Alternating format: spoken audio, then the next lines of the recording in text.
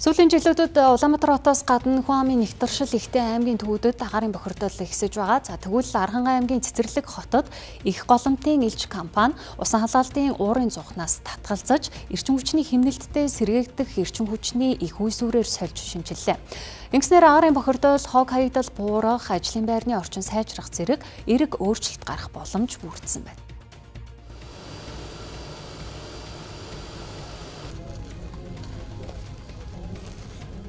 Булган хангаа хороолол нийтдээ бараг 6 орон сууц байгаа. 6 орон сууцны бараг 200 гаруй өрх айл өрх байгаа.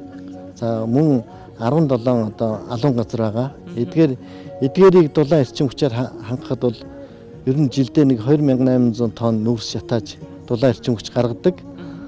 Энэ технологиг хэрэглээд энэ нарны сэргээгдэх эрчим хүч болон энэ дулаан хадгалуурыг хэрэглэснээр 2800 тонн нүүрс шатаахыг бол зогсоож хэмж чадж байна л гэсэн. Төслийнхөө хүрээнд болонгууд энэ КСТ их сургуулийн инженерүүд нь өөрсдөө ирж ивдэнд сургалт заавар зөвлөмжүүдийг өгч ажиллаж байсан.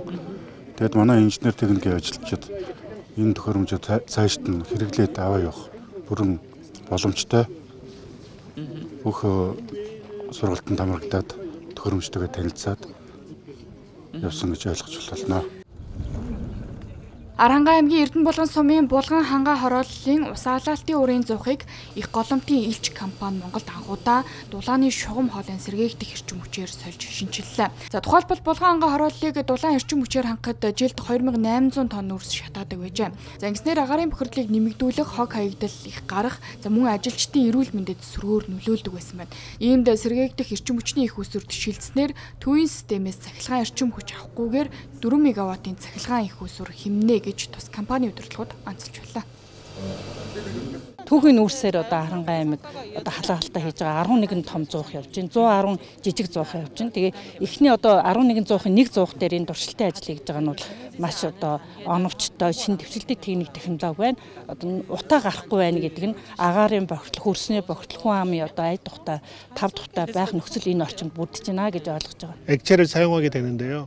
За сэргээгдэх эрчим хүчний тоног төхөөрөмж нь нарны төвөөс эрчим хүчийг татан авах юм. Тэр дундаа Монгол улсад тохиромжтой тоног төхөөрөмж юм а. Бид Солонгос улсад туршилт хийж амжилттай хэрэгжиж өнөөдөр Архангай аймгийн Эрдэнэ булган суманд хэрэгжүүлж байгаадаа баяртай байна. 저희가 이제 몽골 상황에 맞게 공급함으로써 КОИК-н бүгд найрамдах Солонгос улсын засгийн газрын буцалтгүй тусламж, техникийн хамтын ажиллагааны хөтөлбөрийг тус улсын түншлэгч орнуудад хэрэгжүүлэх үндсэн чиглүүлэгтэй.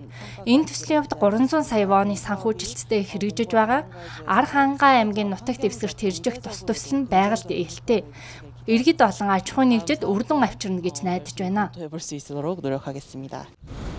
Архангай аймгийн Эрдэнэ булган сумын Булган хангаа хорооллын усан халаалтын зуухыг 760 орчим нарны панел өгсөрч сэргээгдэх эрчим хүчээр хангах юм а. За мөн дулааны улиралд сэргээгдэх эрчим хүчээр аж ахуйн нэгж өрхийн дулааныг усаар хангах боломжтойг илэрхийллээ.